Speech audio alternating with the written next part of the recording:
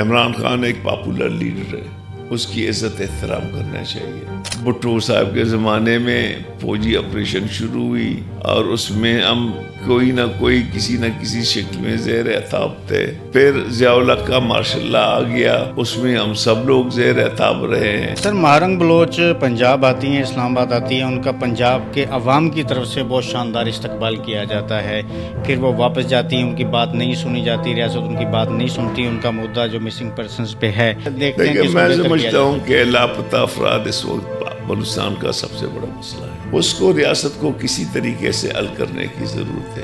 انسان جب سچائی کے لیے جدوجہد کرتا ہے وہ خود تلخ ہوتا ہے، اس میں اونچ نیچے آ جاتے ہیں، لیکن کسی ریاست کو چلانے کے لیے حقیقی سیاسی پارٹیوں کی ضرورت ہے۔ پاکستان کے 99% پارٹیاں موروثی ہیں۔ اسٹیبلشمنٹ کے اندر دو رائے تھے، ایک کمپرومائز کرنے کا، ایک لڑنے کا، تو لڑنے والے حاوی ہو گئے۔ اس لیے میں نے جتنا خواری کی وہ مفت میں گیا۔ عام مزدور ہے، چاہے پنجابی ہو، چاہے سندھی ہو، چاہے پختون ہو، چاہے بلوچ ہو، جو بھی مارتا ہے وہ قابل مذمت۔ میں سمجھتا ہوں کہ ایک غریب آدمی کو مارنا قابل مذمت، لیکن ریاستی جو میڈیا ہے وہ ایک نفرت کی فضا پیدا کر رہا ہے۔ جی السلام علیکم، میں ہوں شہزاد چودھری اور آپ دیکھ رہے ہیں پاکستان نیشن ٹائمز۔ آج جو شخصیت ہمارے ساتھ اسٹوڈیو میں موجود ہیں، سب سے پہلے تو انہیں لاہور آنے پر ہم خوش آمدید قرار دیتے ہیں۔ میری ہر دل عزیز شخصیت جناب ڈاکٹر عبدالمالک بلوچ صاحب کسی تعارف کے محتاج نہیں ہیں، ایک عوامی لیڈر، عوامی کارکن جو صحیح معنوں میں عوام کے لیے سوچتے ہیں، صحیح معنوں میں عوام کے لیے کام کرنا چاہتے ہیں، عوام کی خوشحالی چاہتے ہیں اور پاکستان کی بہتری چاہتے ہیں۔ تو وہ چاہتے ہیں کہ عام آدمی تک جو تمام جتنے بھی ان کے وسائل ہیں، ریاستی وسائل ہیں، وہ عام آدمی تک پہنچنے چاہیے، عام آدمی کی زندگی بہتر ہونی چاہیے۔ ساری زندگی ان کی اسٹرگل میں گزری، ایک عام ورکر کی طرح انہوں نے کام کیا، سیاسی جلسوں میں خود نعرے لگائے، پوسٹرز لگائے، ایک عام کارکن کی طرح کام کرتے ہوئے پھر وہ بلوچستان کی تاریخ کے پہلے، یعنی کہ جو سرداروں میں سے نہیں تھے، جو وڈیروں میں سے نہیں تھے، وہ وزیر اعلیٰ بلوچستان منتخب ہوئے۔ سب سے پہلے تو ان کو میں خوش آمدید کہتا ہوں کہ وہ یہاں تشریف لائے اور ان کا شکریہ ادا کرتا ہوں کہ انہوں نے ہمارے لیے قیمتی وقت میں سے وقت عنایت فرمایا۔ سب سے پہلے تو السلام علیکم سر۔ السلام جی، آپ کی شکریہ جی، آپ نے ہمیں بلایا یہاں پہ۔ Welcome sir. سر سب سے پہلے تو میں وہیں سے سٹارٹ کروں گا کہ ایک سیاسی کارکن جس کی پوری تربیت سیاست کی جو نچلے طبقے سے جب شروع ہو کے آتی ہے، وہ جب چیف منسٹر بنتا ہے اور اس صوبے کا چیف منسٹر جہاں پہ سیاست جو ہے وہ وڈیرہ شاہی، سرداری نظام، اس کے مرہون منت ہوتی ہے، وہ جب بنتا ہے، سب سے پہلے جب آپ بنے وہ سب کو نظر آیا کہ جہاں پر پچھلے جتنے بھی گزشتہ سالوں میں بلوچستان میں کام ہوئے وہ ایک طرف اور آپ کے 2.5 سال ایک طرف، جہاں پہ پہلے ایک یونیورسٹی تھی بلوچستان میں، آپ نے 6 یونیورسٹیاں بنائی، 3 میڈیکل کالجز بنائے، آپ نے بہت سارے کام کیے۔ سب سے پہلے تو اپنا یہ ایکسپیرینس سر اپنے سیاسی جو ہے وہ ہمارے ساتھ شیئر فرمائیے۔ شکریہ جی۔ میں سمجھتا ہوں کہ بلوچستان میں جو شعوری سیاست کی جو بنیاد ہے وہ 1920 میں بلوچ لیگ کے حوالے سے عبدالعزیز کورد اور یوسف عزیز بخشی نے رکھے تھے۔ اس کے بعد یہ سفر جاری رہا۔ جب 60s کی دہائی میں جب بی ایس او بنا تو بی ایس او کے نوجوانوں میں ایک ایسا نظریاتی پختگی آ گئی، اور اس زمانے میں دنیا بائی پولر تھا، ہمارا جھکاؤ زیادہ بائیں بازو کی طرح سے تھی، تو اس وقت ایک جذبہ موجود تھا، نظریہ موجود تھا، کمٹمنٹ موجود تھا، تو اس کمٹمنٹ کی بنیادوں پہ ہم نے کام کی۔ اس میں اونچ نیچ آ گئے۔ بھٹو صاحب کے زمانے میں فوجی آپریشن شروع ہوئی اور اس میں ہم کوئی نہ کوئی کسی نہ کسی شکل میں زیر اعتاب تھے۔ پھر ضیاء الحق کا ماشاء اللہ آ گیا، اس میں ہم سب لوگ زیر اعتاب رہے ہیں۔ پھر مشرف کا ماشاء اللہ آیا، اس میں بھی زیر اعتاب تھے۔ تو قصہ مختصر کہ جب ہم نے یہ فیصلہ کیا کہ ہم الیکشنوں میں حصہ لے لیں گے تو میں پہلی دفعہ 88 میں، چونکہ اس زمانے میں بی ایس او کی ہمارے جن علاقوں میں میرا تعلق ہے مکران میں، وہاں قبائلی نظام نہیں ہے، جی جی وہاں ایجوکیشن ہائی ہے، وہاں جو پڑھا لکھا طبقہ ہے وہ زیادہ ہے. تو ہم بی ایس او کی تجربہ بھی ہمارے ساتھ تھا، بی ایس او کی سپورٹ بھی ہمارے ساتھ تھا، تو ہم پارلیمنٹ میں آ گئے. پھر with the passage of time ہم نے اس کو کنسلیڈیٹ کی. 88 میں پہلی دفعہ نواب اکبر شہید کے زمانے میں منسٹر ہیلتھ بنا، پھر 90 میں ری الیکٹ ہوا، پوزیشن میں تھے، 93 میں پھر ایجوکیشن منسٹر، 2006 سے 12 پھر سینٹ میں رہے، 2013 میں چیف منسٹر رہے. تو میں سمجھتا ہوں کہ اس زمانے میں نظریاتی کمٹمنٹ پختگی بہت زیادہ تھی. تو جو نظریاتی لوگ تھے وہ بہت خواری کرتے تھے، اور خاص طور پر بلوچستان میں تو اب بھی میں سمجھتا ہوں کہ خاص طور پر جو نیشنل پارٹی ہے اس کی موجودہ کانگریس میں ہزاروں کی تعداد میں سیاسی کارکن آئے سارے پاکستان بھر میں. تو گو کہ تجربہ تلخ تھا، لیکن انسان جب سچائی کے لیے جدوجہد کرتا ہے وہ خود تلخ ہوتا ہے، بالکل. اس میں اونچ نیچے آ جاتے ہیں.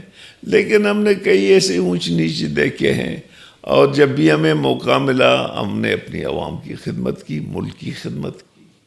سر کہا جاتا ہے کہ بلوچستان میں تو جو بھی گورنمنٹ آتی ہے وہ اسٹیبلشمنٹ کے مطابق آتی ہے، وہی انہیں سلیکٹ کرتے ہیں، انہی کی مرضی کے فیصلے ہوتے ہیں. آپ جب چیف منسٹر بنے، کیا آپ کے ساتھ بھی ایسے کوئی تلخ تجربات رہے کہ آپ کے راستے میں رکاوٹیں ڈالی گئیں؟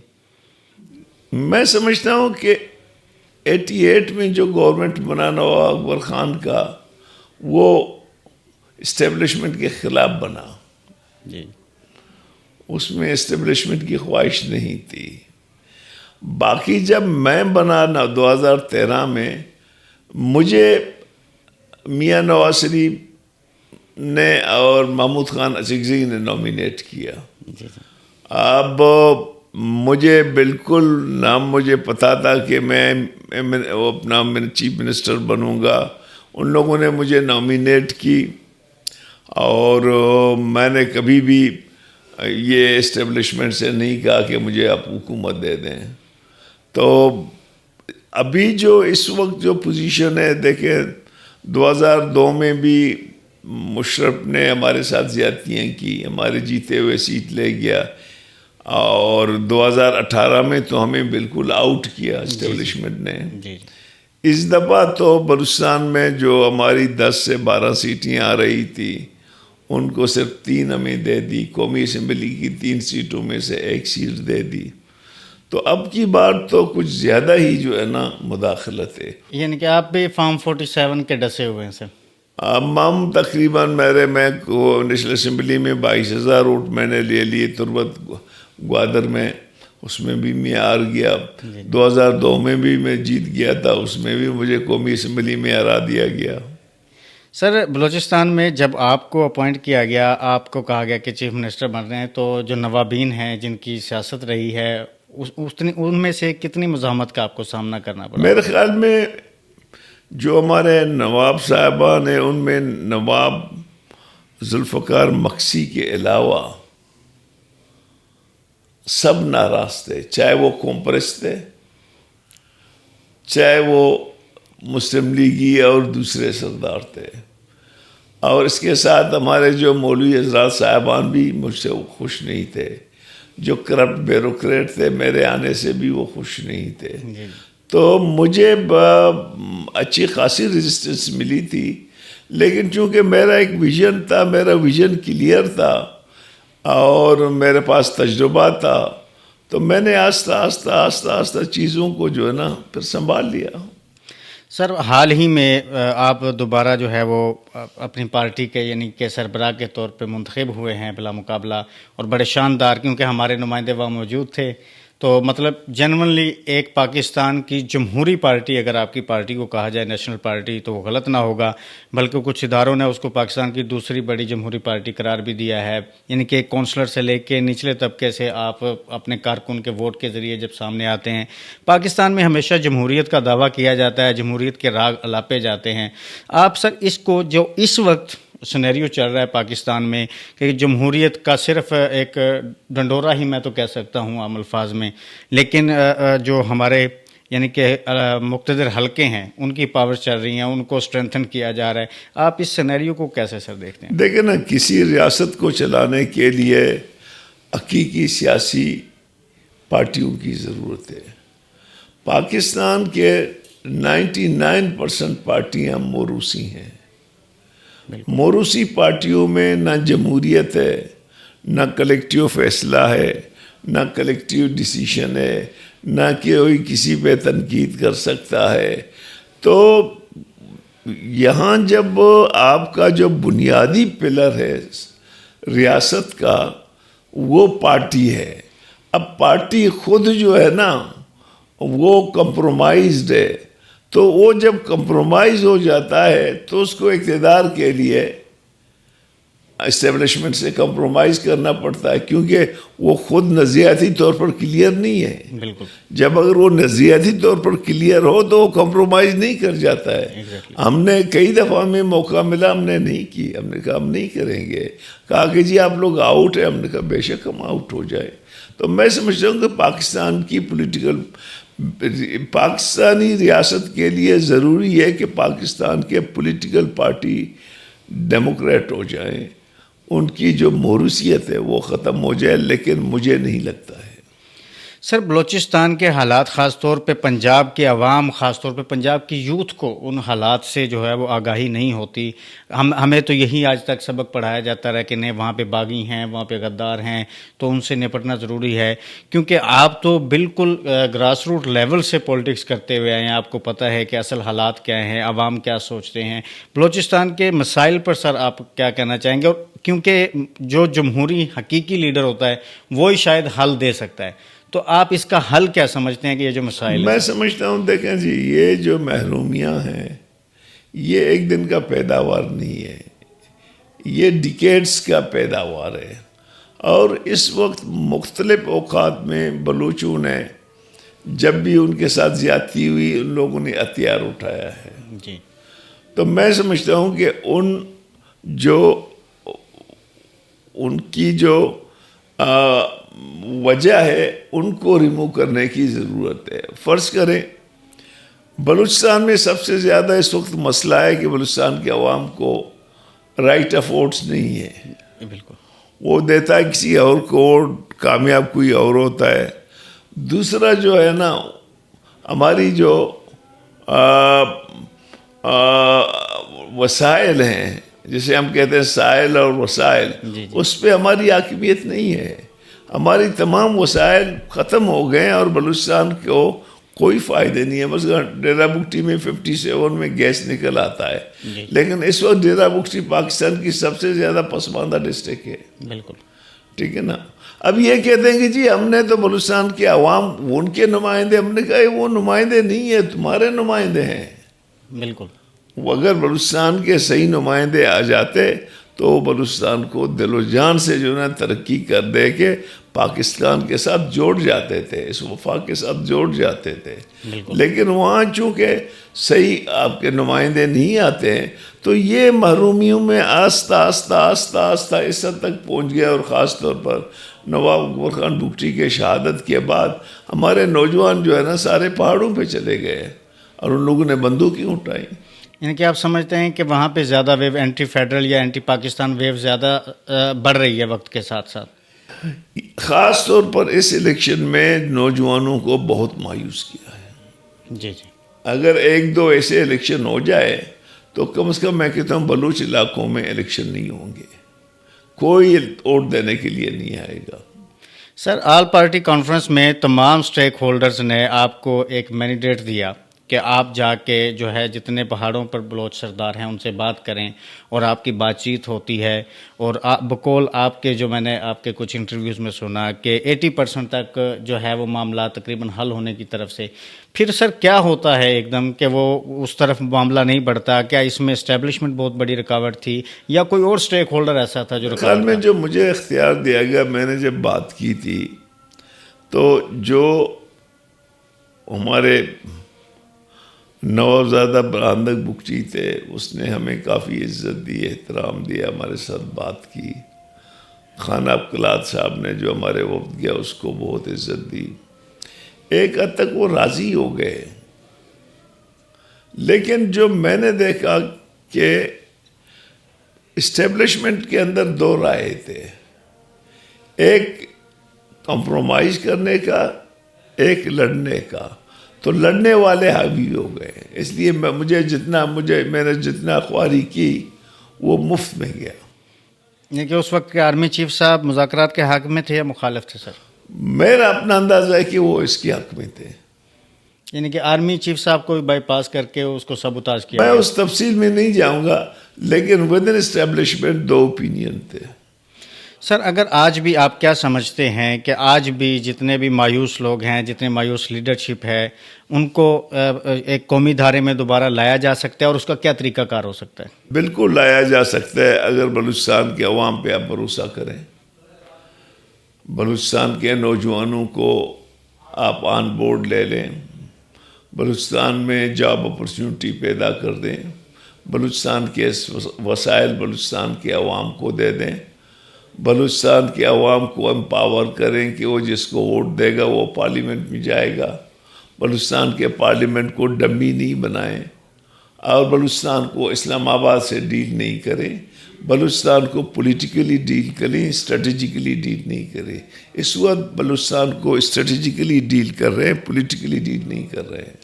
سر مہارنگ بلوچ پنجاب آتی ہیں، اسلام آباد آتی ہیں، ان کا پنجاب کے عوام کی طرف سے بہت شاندار استقبال کیا جاتا ہے، پھر وہ واپس جاتی ہیں، ان کی بات نہیں سنی جاتی، ریاست ان کی بات نہیں سنتی، ان کا مدعا جو مسنگ پرسنز پہ ہے۔ ایک تو آپ اس مدعے کو کیسے دیکھتے ہیں مسنگ پرسنز والے کو؟ اور سر اس کے ساتھ جب وہ واپس جاتی ہیں اس کے بعد BLA کی طرف سے کچھ یہاں سے پنجاب سے جانے والے مزدور ہیں ان کو قتل کیا جاتا ہے، اس کو آپ کس تناظر میں دیکھتے ہیں اور اس کا کیا حل ہے تاکہ پنجابی اور عام بلوچ جو ہے، کیونکہ عوام کا تو کوئی کانفلکٹ نہیں ہے، یہ تو بڑوں کا کانفلکٹ ہے، اس کو آپ کس طرح سے دیکھتے ہیں؟ لیکن میں سمجھتا ہوں کہ لاپتہ افراد اس وقت بلوچستان کا سب سے بڑا مسئلہ ہے، اس کو ریاست کو کسی طریقے سے حل کرنے کی ضرورت ہے۔ جس کو اریسٹ کرتے اس کو تانے میں رکھے، جیلوں میں رکھے، انویسٹیگیٹ کرے، جو بے گناہیں چھوڑ دے، جو بے گناہ نہیں ہیں ان کو سزائیں دے، لیکن اس طرح نہیں ہے کہ جی آپ لے کے جو ہے نا ان کو غائب کر لیتے ہیں، اور جب کہے گا کہ لاپتہ افراد ہیں، کہ آپ لاپتہ افراد تو یہاں کوئی بھی نہیں ہے، وہ تو سارے جو ہے نا پہاڑوں پہ ہیں۔ تو یہ فیکٹ ہے کہ لاپتہ افراد کا مسئلہ ہے۔ باقی جہاں تک دیکھیں نا، جو عام مزدور ہے، چاہے پنجابی ہو، چاہے سندھی ہو، چاہے پختون ہو، چاہے بلوچ ہو، جو بھی مارتا ہے وہ قابل مذمت ہے۔ میں سمجھتا ہوں کہ ایک غریب آدمی کو مارنا قابل مذمت ہے۔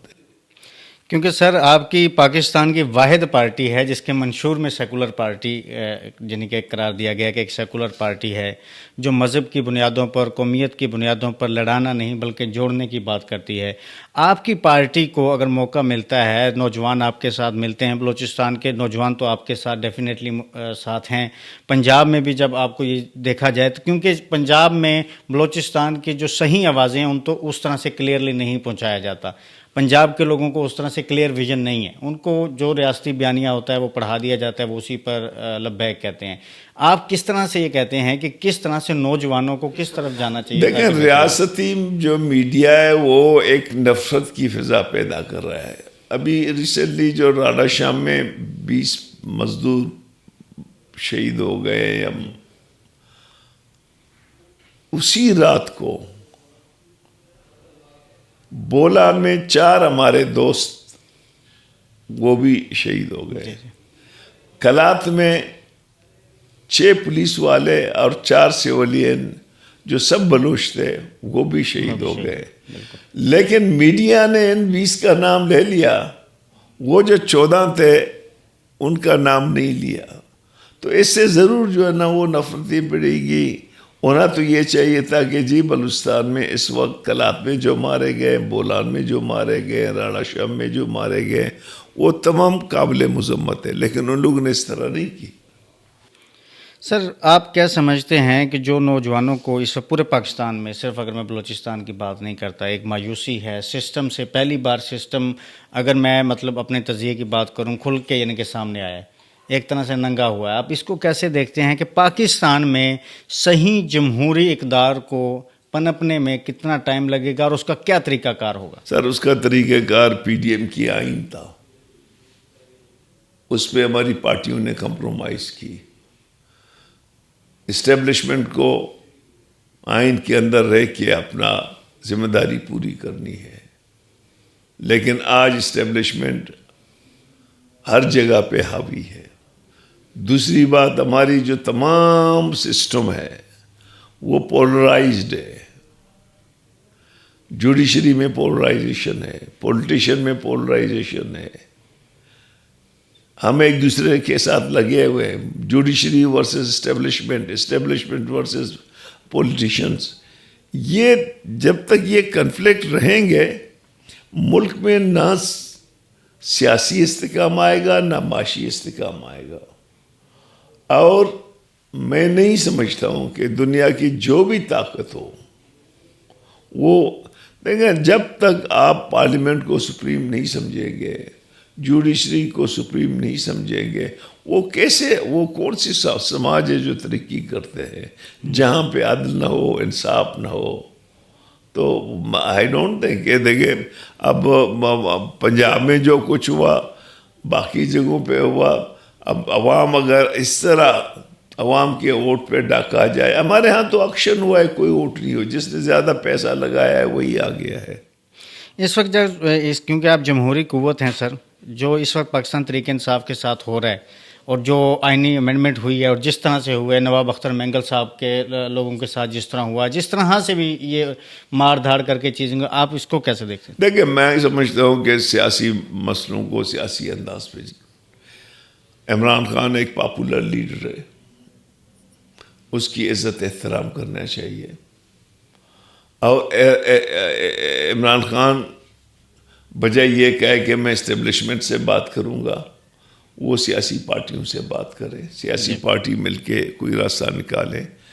اختر صاحب کے سینیٹروں کے ساتھ جو کچھ ہوا وہ زیادتی تھی, اور اس میں ہم سمجھتے ہیں کہ اس طرح نہیں ہونی چاہیے. باقی یہ ہے کہ اس کانسٹیٹیوشن امینڈمنٹ کے دو وہ تھے, ایک کو ہم نے سپورٹ کیا, باقیوں کو ہم نے سپورٹ نہیں کی. ہم کانسٹیٹیوشنل کورٹ کے سی او ڈی کے مطابق بنانے کے حق میں تھے. باقی جو بعد میں یہ جو ایج بڑھائے گئے, دوسرے وہ لا گئے, ان میں ہم لوگوں نے اس کے حق میں ووٹ نہیں دیے. پاکستان میں جمہوریت ہے سر اس وقت؟ نہیں, پاکستان میں ان اناؤنسڈ مارشل لا ہے. کیا بلوچستان کا نوجوان اس وقت جو بلوچستان کے پاپولر نواب لیڈر ہیں, کیا ان پر بھروسہ رکھتا ہے؟ سر اس وقت بلوچستان کا کوئی ڈائنامکس چینج ہو گیا ہے. ابھی تو ملیٹنسی ہو یا وہ جو بھی ہو, وہ تو نوجوانوں کے ہاتھوں میں ہے. بالکل سر. وہ بی ایل اے اور بی ایل ایف کے جو بی ایس او کے نوجوان ہیں ان کے ہاتھوں میں. سر بلوچستان کے پورے سسٹم کو آپ کیا سمجھتے ہیں کہ سب سے زیادہ اسٹیبلشمنٹ نے خراب کیا, سرداروں نے خراب کیا, یا بیوروکریسی نے خراب کیا؟ دیکھیں یہاں ایک سائن مینٹل وہ ہے, سیٹ ہے, ان میں اسٹیبلشمنٹ ہے, اس میں بیوروکریسی ہے, اس میں پولیٹیشین ہے, اس میں میڈیا ہے, اس میں جوڈیشری ہے. بلوچستان کے بارے میں ان کے جو رائے ہے, یہ سب مل کے بلوچستان کے بارے میں ان کی رائے یہی ہے, جو مائنڈ سیٹ ہے. جب تک آپ بلوچستان کے بارے میں اپنا مائنڈ سیٹ چینج نہیں کریں گے نا, بلوچستان آن بورڈ نہیں ہوگا. سر آپ کیا سمجھتے ہیں کہ بلوچستان پاکستان سے ٹوٹنے کے دھانے پر ہے؟ میں نہیں سمجھتا ہوں. اس کو یعنی کہ پاکستان کے قریب لایا جا سکتا ہے, محبتیں بڑھائی جا بشرطے سکتی کہ ہیں. آپ جو ہے نا ریفارم پہ جائیں. بالکل, تھینک یو سو مچ سر. سب سے پہلے آخری سوال, کہ آپ اپنی پارٹی نیشنل پارٹی کی طرف سے ہمارے نوجوان یوتھ کو اور خاص طور پہ اس پوری قوم کو اور جمہوریت کے لیے کیا پیغام دینا چاہیں گے؟ دیکھیں, میں سمجھتا ہوں کہ اس ملک کی بھلا یہ ہے کہ اس کو ہم آئین کے مطابق چلائیں, اور جو بھی آئین میں جس کو اختیار دی گئی ہے, ہر ادارہ اپنی آئینی اختیارات کو استعمال کرے اور ان میں تجاویز نہیں کرے, پھر یہ ملک چلے گا. ادروائز اگر لوگوں نے یہ سمجھا کہ ہم گولی اور ڈنڈے کے زور پہ اس ملک کو چلائیں گے نا, زیادہ دیر تک نہیں چلے گا. تھینک یو سو مچ سر, آپ نے بہت قیمتی وقت میں سے ہمیں وقت مہربانی عنایت جی, فرمایا. آپ تھینک یو کی سو بڑی مچ. مہربانی.